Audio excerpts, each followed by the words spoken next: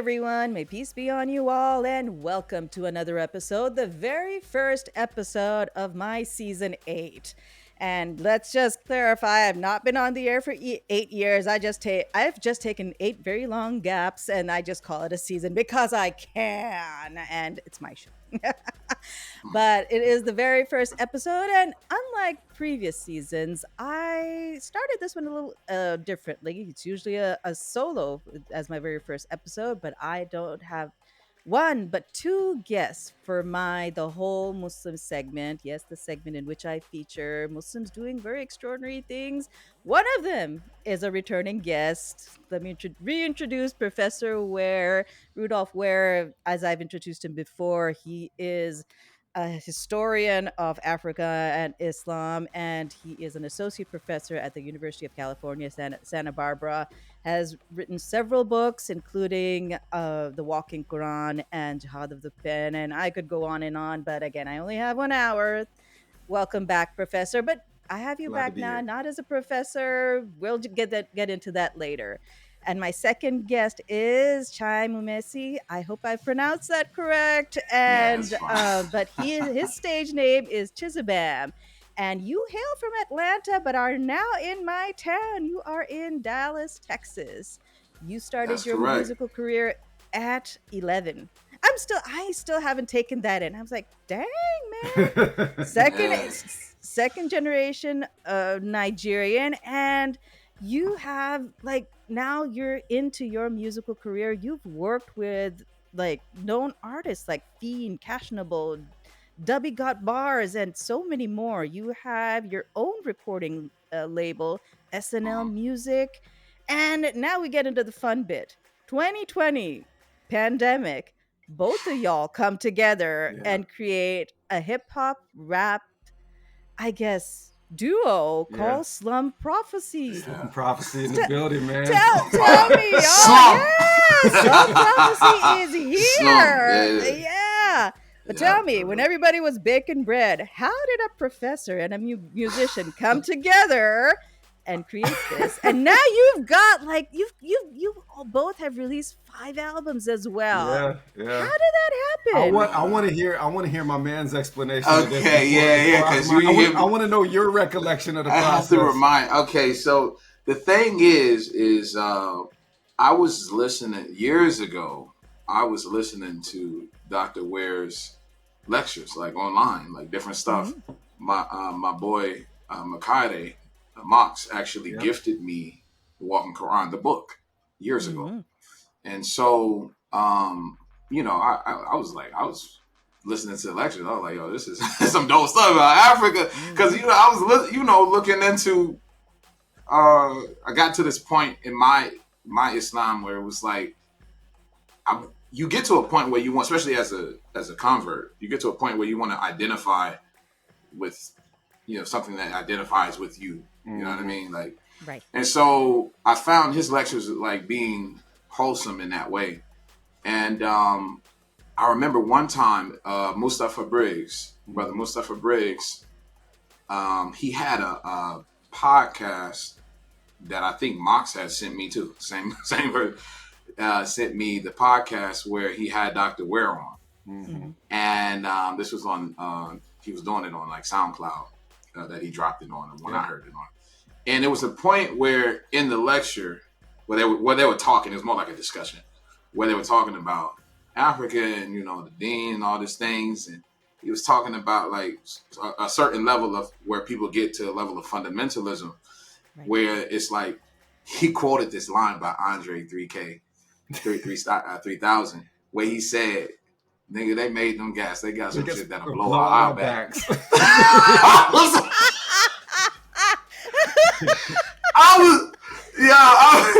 That took me middle of an out. Islamic lecture, just go straight to Outcast. Hey man, look, I was wearing the Bob Marley shirt a minute ago. If the cap fit, let him wear it. Like the line was the right one for the time. I had never heard of that. You know what I'm saying? Like, I had never heard like a everybody's talking shake. about like everyone's like armed resistance. They want to establish an Islamic state. I'm like, you buying your guns from the enemy, and you talking about going to war with them? Like they made it was yet. so brutally honest, and it connected with my childhood and upbringing so much because with it being Outkast, like my favorite group of all time. Yep. So for me, being from Atlanta, it connected perfectly in the moment, and I'm like, yo, I know exactly what he's talking about. I know the exact ideology he's talking about. This is connecting perfectly. And so I hit him up in a DM, direct message. I was like, man, the fact that you even said this, bro, it was just like a funny, like, LOL, man. I give you your pride, you know what I'm saying? To say that, you know. And then he was like, he was like, okay, that's what's up. And he was like, I actually make music myself. I guess he scoped the page. Like, I actually do my own thing. Yeah, like I've been producing. When you sent that DM, I checked out your profile, and I was like looking at like what you done, and played a couple of the pieces of the music. And I'll let you finish because I'll come in with my side of it where I was at at the end of 2020. But yeah, I checked out your profile, and that's when I was saying, I started getting back into music. But go ahead, you finish out. Yeah, that was that. I mean, I feel like it's towards the end. It's like, I'm getting back into music. I'm getting back into production. I was like, oh, and this is different for me too. Like, what I'm saying, somebody of such high knowledge, it being open like that to creativity, because a lot of the background that I've come from, especially taking, after taking Shahada, basically around 2011, was you come into contact with different things, man, and so a lot of it was rigid. Or just a rigid understanding, not to list any particular affiliations or anything, but just like a rigid understanding of certain things. And like, so for him to say that was like, even like, yo, this is dope. Like, I already watched this stuff, and it's crazy. So then he sent me a beat, and I believe the very first one that we did was Whips and Chains. Whips and Chains was the first one. The first one. Okay. He sent me the beat, and we basically collabed on it. I'm like, this is dope. Like, I feel like, me, I'm from the South with the trap 808s.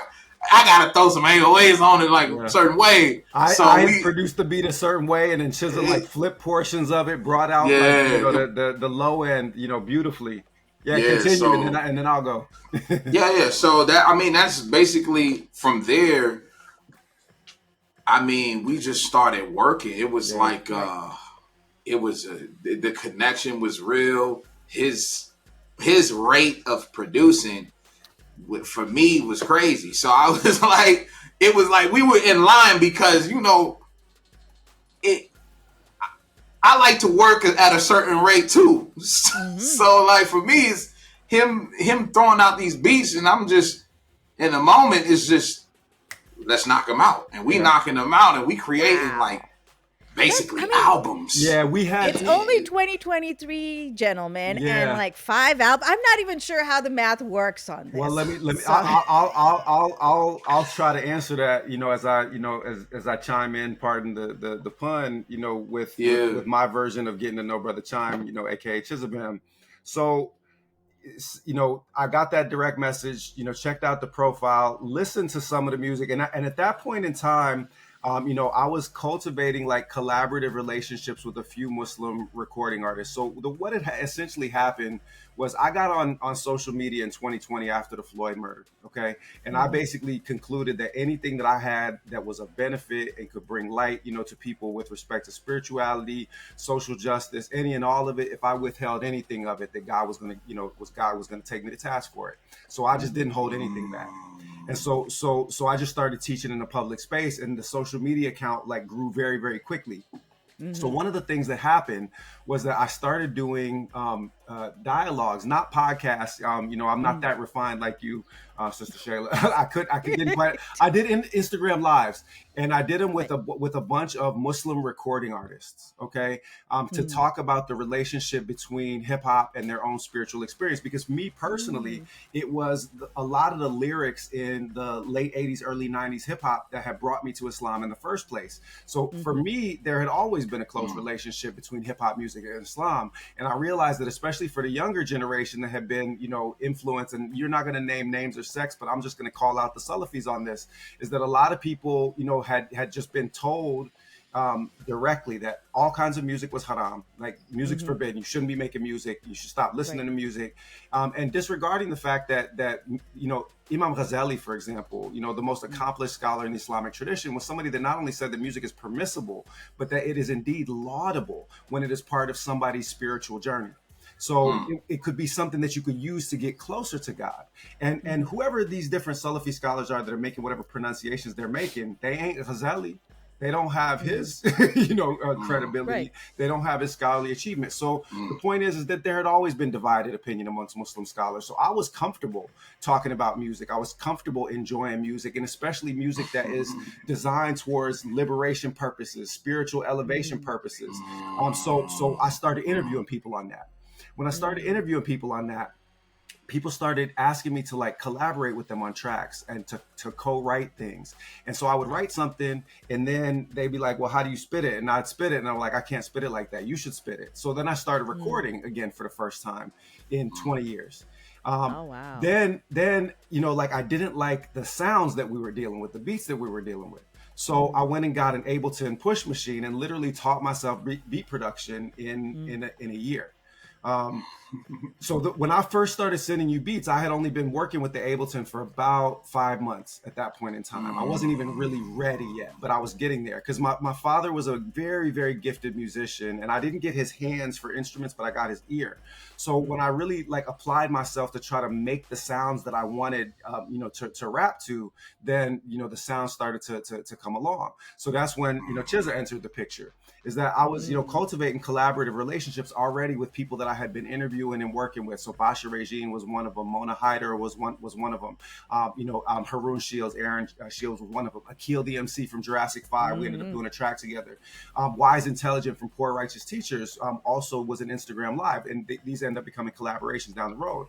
So when I encounter this brother, like when I send him a beat, he sends it back just laced. I mean, just, like the vocal performances that he would put on these tracks was incredible. And I remember I told you this. I was like, man, like I'm either gonna have to step my game up rapping to these beats, or I'm gonna have to retire from rapping at all and just feed you beats, because you're running circles around me on a beat that I myself made.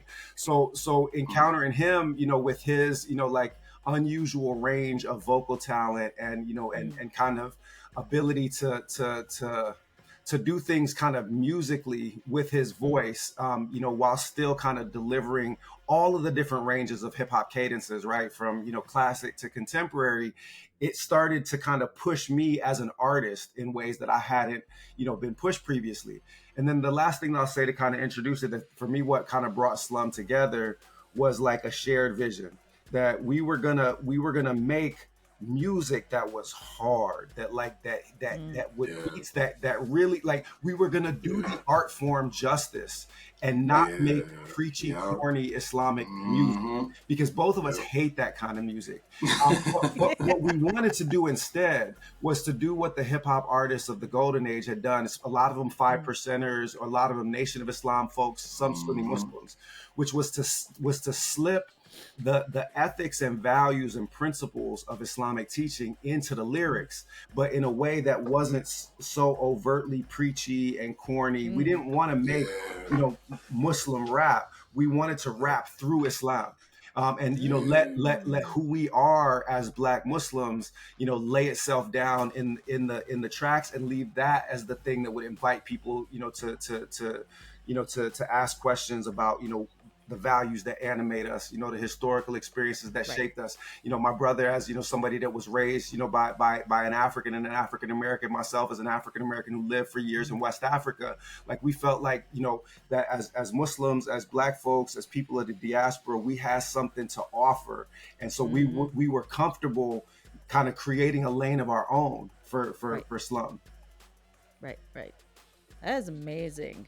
I mean, the way I see it, it was meant to be from one lecture to that one phrase to the fact that the both of you connected in such a way when you, Professor, were just restarting Yeah. your musical journey. Yeah. That's incredible. But if I had to go back to the very basic question, Yeah. why the name Slum Prophecy? Okay, now so I'll start with this one, and then you correct my recollection if. Okay, yeah. So, Please do. so Please we do. were the way that I remember it. This is like now early 2021.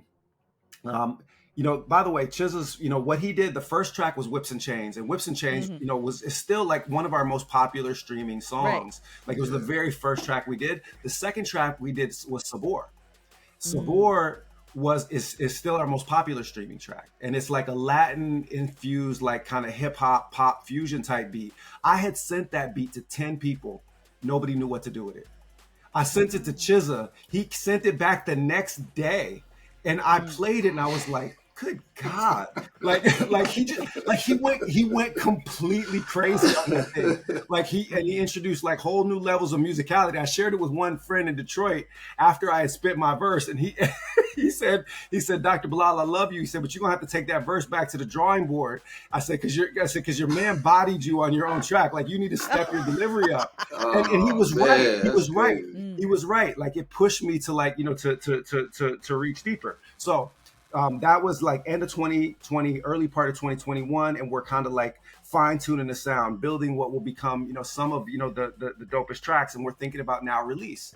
What are we going to do about release? And so I'm like, my MC name as a youngster when I was rapping was always B-Ware. It's what's on the screen. Like, yeah, you better look out. But it was also, a play on both of my names, Butch, my childhood nickname, and Bilal, the name that I chose for myself as a Muslim. So I was cool with, with B-Ware, play with the idea of maybe doing the professor, since there aren't that many professors that rap and make music. That's true. And so we were thinking about like, like Chizabam and B-Ware, Chizabam and the professor, different things. And then I called you, I think it was when we were working on Last Dragon, on the Last Dragon, the song called The Last Dragon. And I said, what if we, instead of just using our stage names, we created a name for the group? The way that like a Tribe Called Quest, was its own entity. The way that Outkast was its own entity. It's the way of saying that the team is bigger than the individuals. And one of the things that I reproach the current contemporary era for is like, the way that my father would have put it, pardon his political incorrectness, but too many chiefs, not enough Indians. Everybody wants to be a solo artist. Everybody wants their name in lights. Everybody wants to do their own thing. But the music is better when we collaborate. The music is better when your sensibility, your ear, your lyrical talent is informing and shaping mine. You know what I'm saying? Like I know that Chiz made me step up my delivery game, but I also like to think that I pushed him on his writing game, like to bring out, like the best of, of the best of his pen. And so the idea of, doing something that would talk about our collective identity as a group as something that was like informed by an urban sensibility, but also by like a prophetic methodology, like that we were really not rapping about anything negative. We were rapping about truths and realities that we had seen and experienced and lived that had an edge to them. But we were never getting people to glorify the darkness, nor were we being preached and corny. We were like bringing humanity, as the Quran says, min al-dhulumat ila nur, out of the darknesses and into the light. So the slum was the first representation of that, and the prophecy was the second half. That's I mean, that's perfectly said, man. When I think of Slum Prophecy, I just think about this goes back to a conversation I had years ago with my boy Mox. Like the fact that I'm gonna make music, I can't negate the things that I've experienced in life. Yep. Like and that's what I love about B-Ware. It's like we're not negating the things that we've actually experienced. We're not necessarily glorifying it either, but certain things become, so the name Slum, it was a natural, the hood, like, you know what I mean? Like, there's certain things there's certain ideas and things that it's an behaviors part. You can't deny it. The the experience. Yep. I think if I had to say it, it's even an undeniable part of the hip hop experience It as has to well.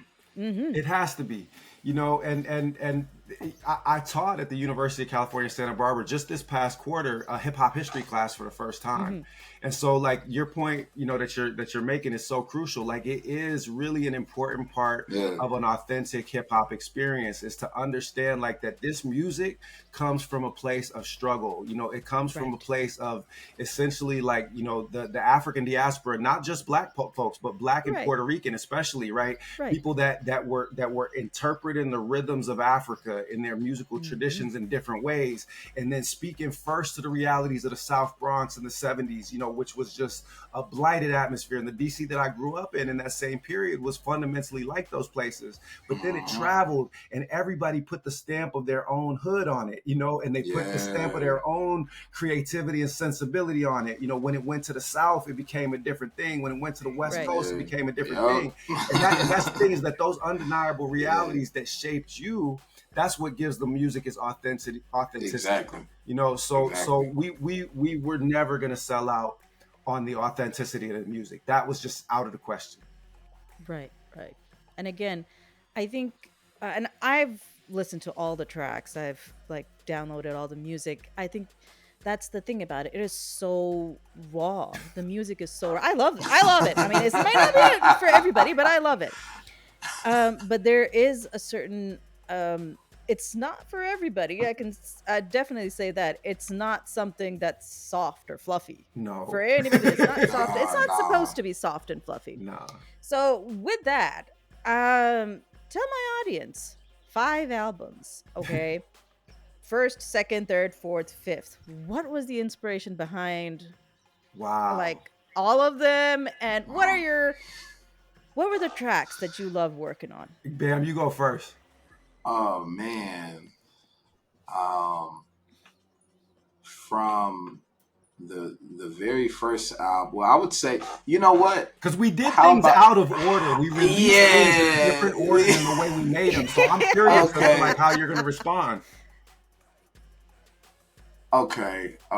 So I'll even deal with the tracks. Which were the first few tracks, and which were the ones that you guys really have a feel for it? Like, I'll say this. When he sent me the beat for Cross 111th Street. Oh, 111th Street. 111th Street. I mean, so the vibes were like he mentioned, Sabor. Like we had these different songs, right? And the vibes what I love about B-Ware's production, and just to touch on that, is that it brings a certain level out of me, right? Artistically, it's not one dimensional. So you'll have like, you may make a trap beat, right? A melodic type of trap beat. And then over here, he'll make something that sounds like it should be topping the charts, at the top of the Billboard charts in the pop category. Right. So I've always loved different genres growing up. Like I grew up in the trap, submerged by the trap, like that perfect era. So I know how to master that sound a lot, right? But nevertheless, I loved Outkast. Yeah. Like Timbaland was one of my favorite producers. Pharrell was one of my, Kanye, and then like, the songs like for Nelly Furtado, like if we get to rock, like Evanescence, like Linkin Park, so many different things I can name. EDM, like I've always loved that stuff. Like Akon, the whole like a bunch of the stuff that you're hearing today from the like the rap, the trap music goes back to like when T-Pain first came out. Like, and I remember when I was on MySpace and Shawty Snap it, hey, Shawty, you know what I mean? All of that, like that's today people are just following that, the whole Drake stuff. So like when B-Ware's production style allowed me to like just be free.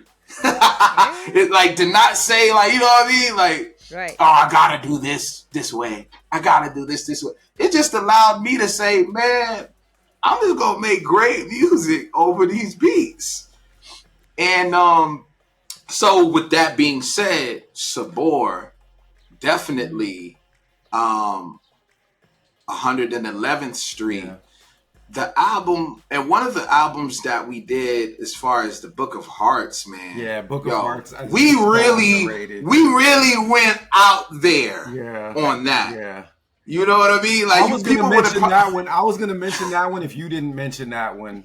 Um, yeah. yeah. I mean, the tracks on there, Mo Bounce, Mm-hmm. what he did vocally on "Sitting by the Phone," you know what I'm Yeah. saying? So I'll pick up where you left off, and then I'll provide my provisional answer to the question in terms of like Okay. favorites. Yeah, So yeah, yeah. that I think is what musically like it's one thing to see eye to eye like conceptually and historically. It's another thing to have somebody that can match your musical range and vision for the sound.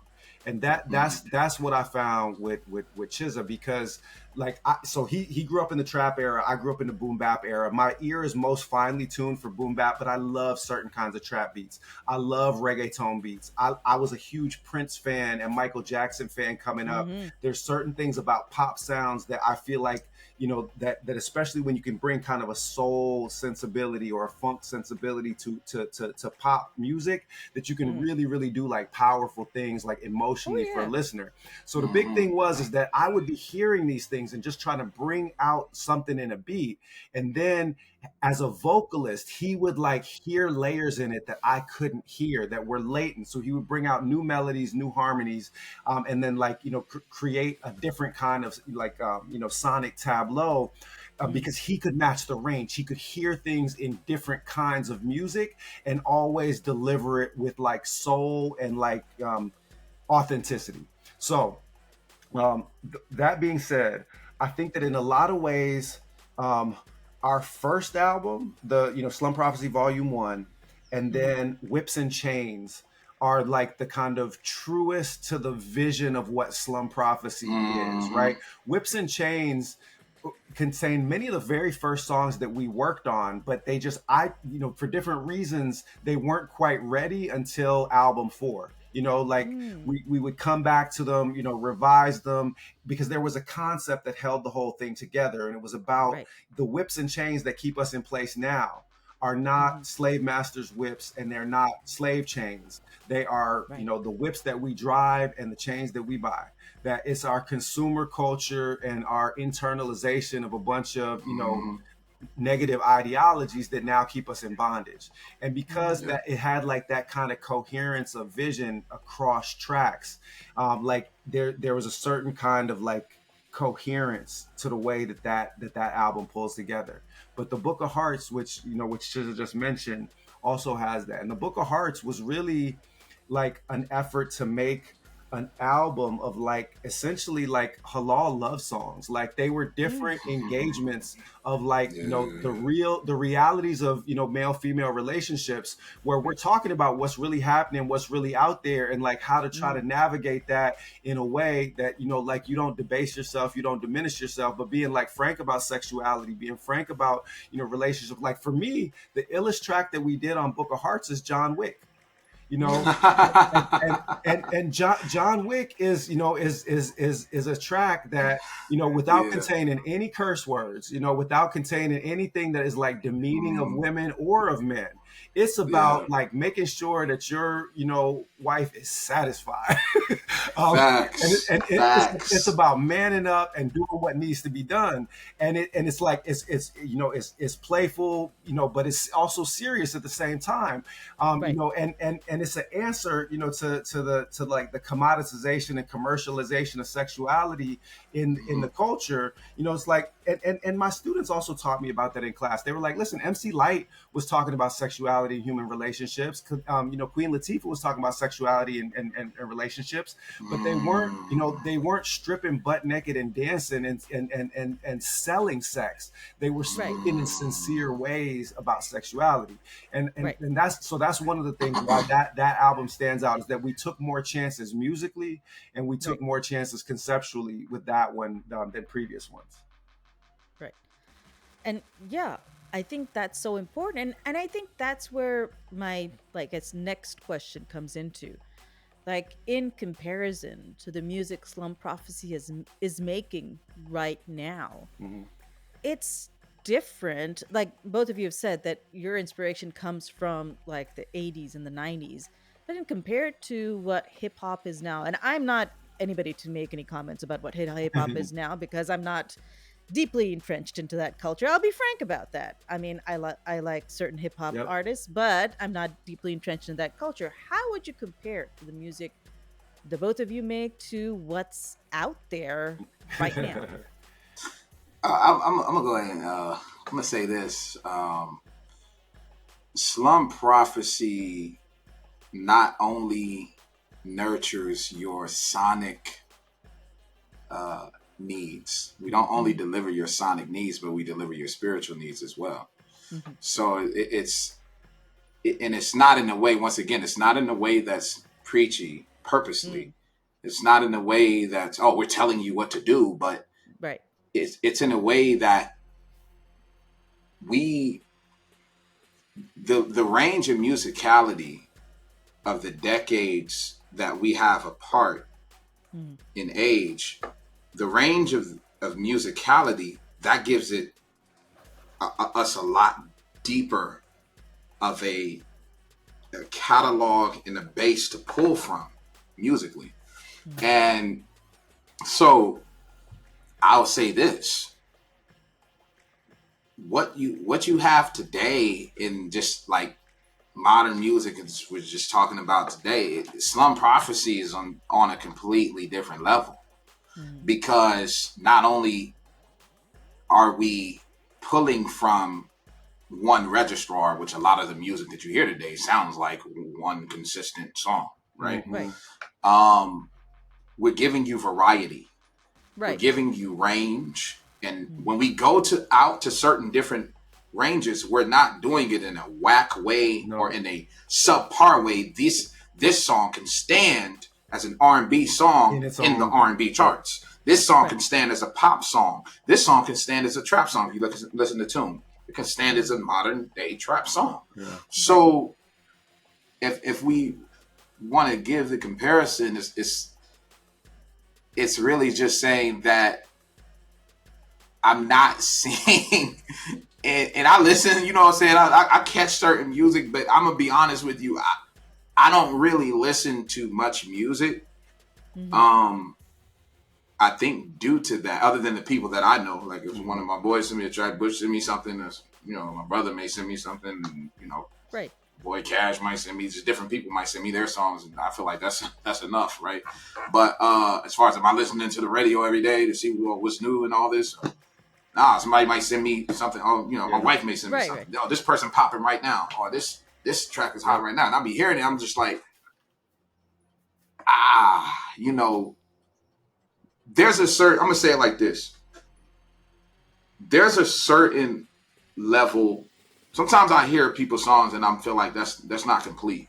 Yeah. Right. Like, or they should Mm, have They went weren't done back and yet. did the They weren't takes right. done over. yet. Yeah, you know what I'm saying? Like, Yep. Yeah. Yeah. so there's a certain level that we hold ourselves to, and a certain standard that Slum Prophecy holds itself to Right. musically, and that I just feel like is what makes us successful. Yeah. Hmm.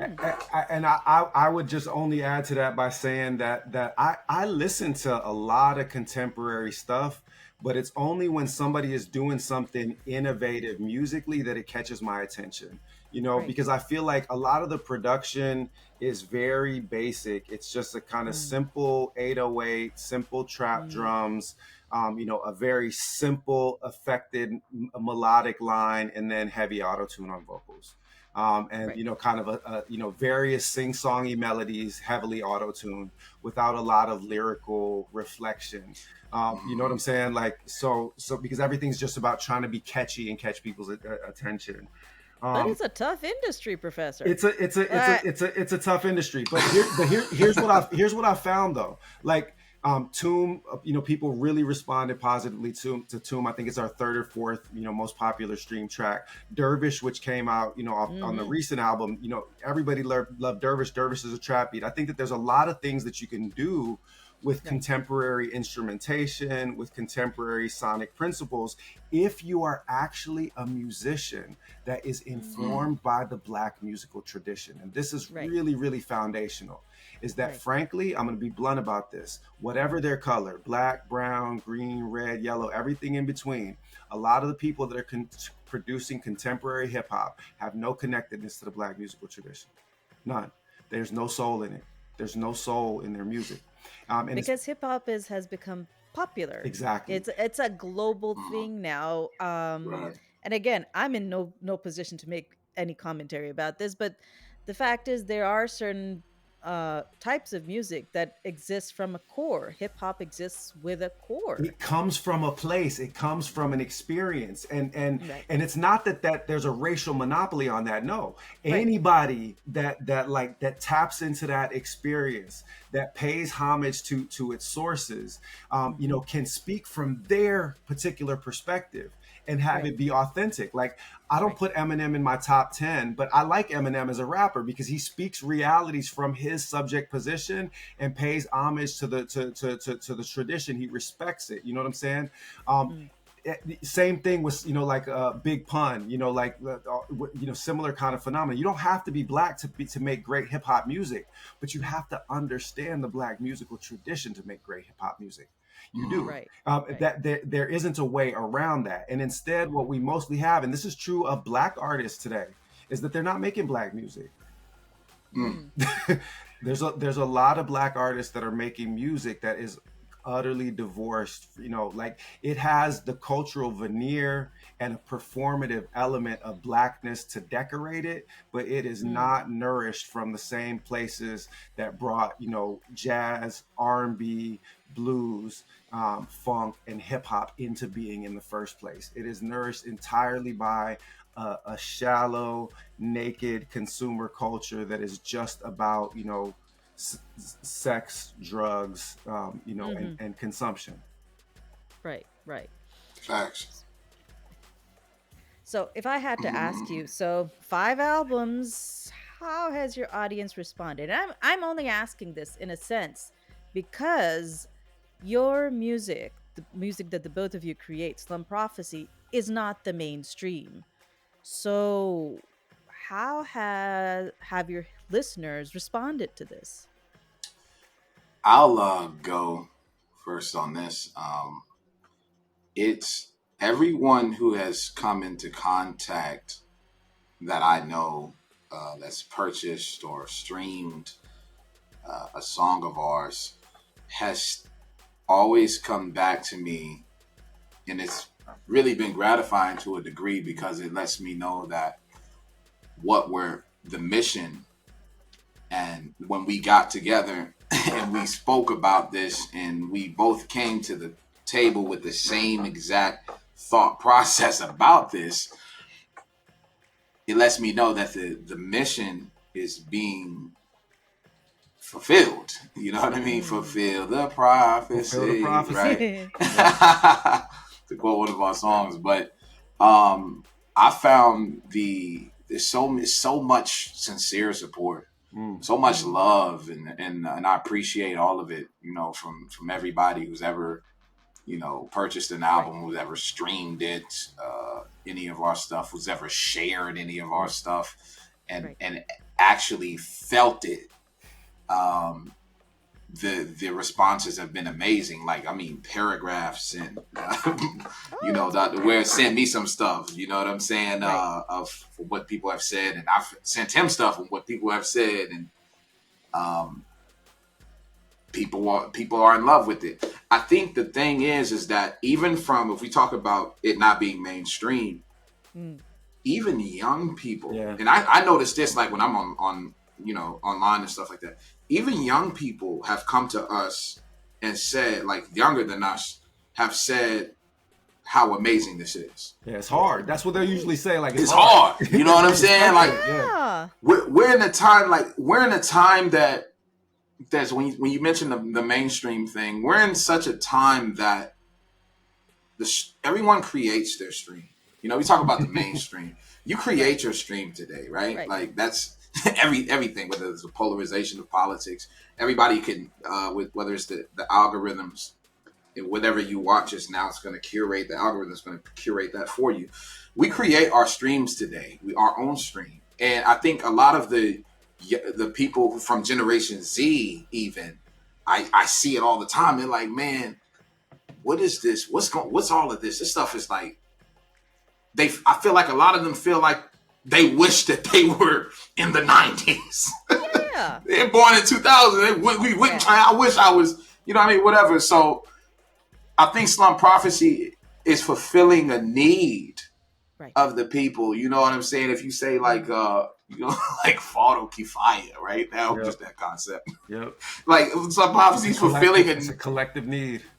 Right. It's fulfilling a need in the sense that you have skilled musicians, a skilled group that's feeding you from so many different dimensions and so many different eras, compiled in today's time, that can touch you in every way. And that's what the feedback has been. It's always been positive. You know, it's always been, oh, this is my fruit. I remember something, one that I saw on a post that we recently did. A sister said that she's like, this is like these are like my theme songs right now in my life. It's just something so beautiful that I read. I was like, man, this is amazing. Right. You know? So yeah, I mean, so there was a promoter, we were discussing doing some promotion for, when we switched and started to do streaming for the first time after just doing direct download sales.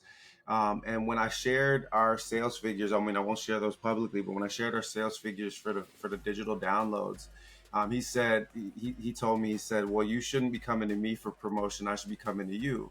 He said, because I manage, I manage artists that have, several 100,000, followers on social media, and they couldn't sell a tenth of the albums that you guys sell through digital direct downloads.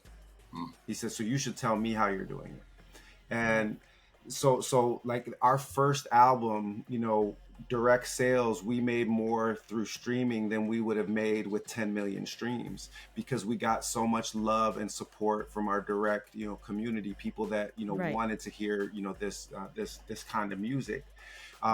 When that first album dropped, I was going to an event at Lighthouse Mosque in Oakland.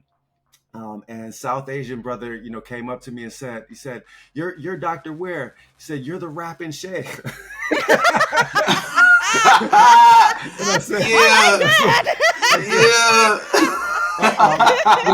when we made Nostalgic with Akil, the MC from Jurassic 5, and Akil had collaborated with Nelly Furtado, who you had mentioned before. They had a huge, chart topping hit in the early 2000s. He said that every time he goes every time he went to the masjid that summer in LA, people were asking him, was like, you did that track with Professor Ware, Nostalgic? So he would text me about that, word spread, in the community of people who were thirsty for this. I think that's one. I think that Chiza, highlighted another thing, which is not just the way that the public has responded to the music, but the way that the musicians have responded to the music. So, Cash on Abel, said this. He was like, man, he posted this publicly. Like, he's like, y'all's music is not just music. Like, it's healing for people. He said, he's like, scholars are going to write essays about y'all's tracks, generations from now, because like this stuff is deep. It's not, it's not shallow surface level. It's not preachy and corny. Like you said, when you described it as raw, I take that as the utmost compliment, because I'm always trying to make music that would have appealed to the 16 or 17-year-old me. And it would have had to be raw in order for it to reach me where I was. It would need to be real. It would need to be hard to reach that, me at that age. And I've had, 15 and 16-year-old, kids repost our music, put comments in their social media stories about it. So I do feel like we're making music that crosses genres. We're making music that crosses time periods. We're making music that crosses like racial and confessional divides. Man, we just making good music. Like we just, it's made from the heart and it speaks to the heart. So what's in the future for Slum Prophecy? What are you guys working on right now?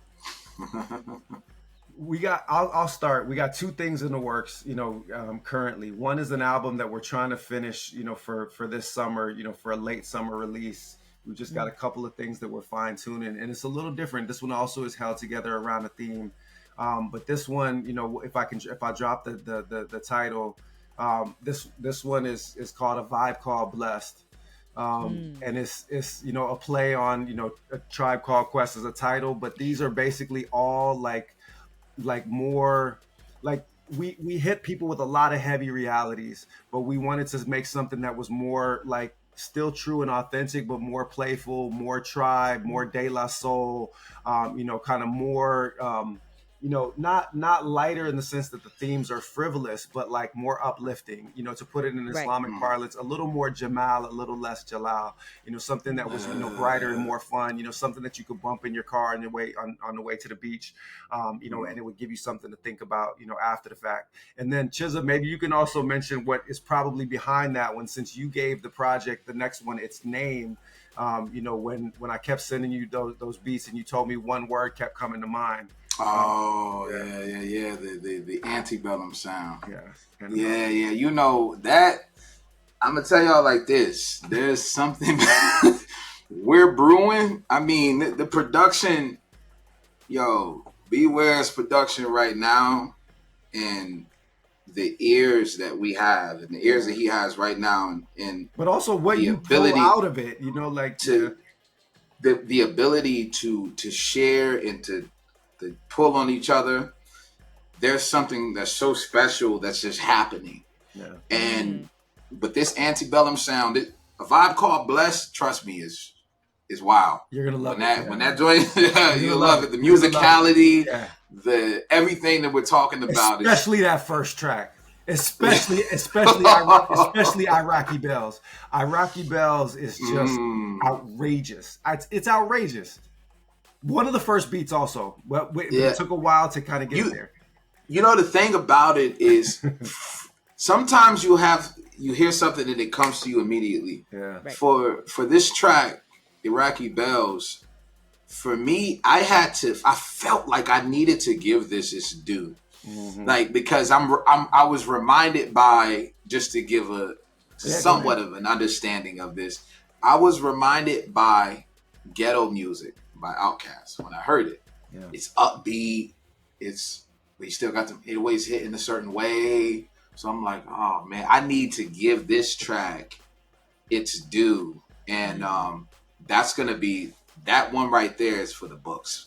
But the antebellum sound, to answer the question, that's a whole sound, and and B-Ware's flows on some of these stuff. It's different. It's different, like, I mean, Iraqi Bells, like what Chiza is describing, like, and that the album that's going to come this summer, like it reflects like a kind of mature, sitting with a few of these things and kind of bringing the fullness, out of the sound, and it's like very like energizing. That's the way that I would describe the music that runs through this whole album. It's energizing. Antebellum, I kept selling these different beats, and I'll get a little portion of it here, a little, hook up there, or a verse, there. And Chisel was like, one word keeps coming to mind with this sound. He's like, antebellum. And I'm like, before the war. Before the war. Not just like the Civil War and slavery period, but like this the time before the war. If I could describe the sound on antebellum, which is the one probably will come in the winter time, it's like if the Haitian Revolution were an album. Oh wow! It's like antebellum is like a slave rebellion, like like it's just, and it musically takes you forward in time and backward in time at the same time. I don't know how else to describe it. Wow! It's like the war at the end of days and the Civil War and the Mm-hmm. Haitian Revolution like get collapsed into a single moment. Wow. Infused. Yes, Yeah. Can't it's wait for crazy. either of those. Yeah. But before we can get into that, where can they find any of this? Where can my listeners find Slum Prophecy and the music? Do they stream it? Do they buy it? Where can they You can find the stream both it. of You you? can stream it on all your favorite platforms. But if you really want to support the group, do what our Mm, hardcore committed fans have done and buy the album directly from us for digital downloads. We sell them for $11.11, and you always get at least 7 tracks plus a bonus track or two on each one. Mm-hmm. And that has allowed us to keep making music because a lot of artists are making music at a loss. They're essentially right, paying to make music, whereas alhamdulillah, we're still getting paid to make music rather than having to pay to make it. And that's what's allowed us to keep going and to make right. 5 albums and to keep pushing the sound is that we get direct support from our fans, rather than just having to rely on streaming. So that would be that'd be my answer to the question. Where can they download it? And where can they follow Slum Prophecy on social media? Where can they find the both of you on social media? Yeah.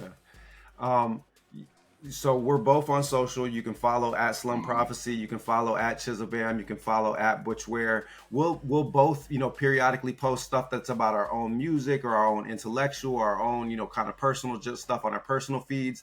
On Slum Prophecy, we tend to post stuff that's about music or that's about culturally related issues that directly relate,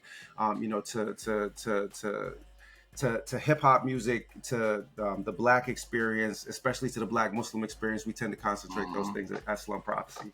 But yeah, Exactly. follow us all in all of those spots. And everybody will be able to see that all of those links on screen. I can't thank you both enough for being here with me, with us, and telling us about how Mm-hmm. you guys came together to create something that is such a powerful hip hop legacy. I can't thank you both enough. Thank And you. thank you to everybody who's listened in and watched us on YouTube. Y'all take care of yourself and may peace be on you all.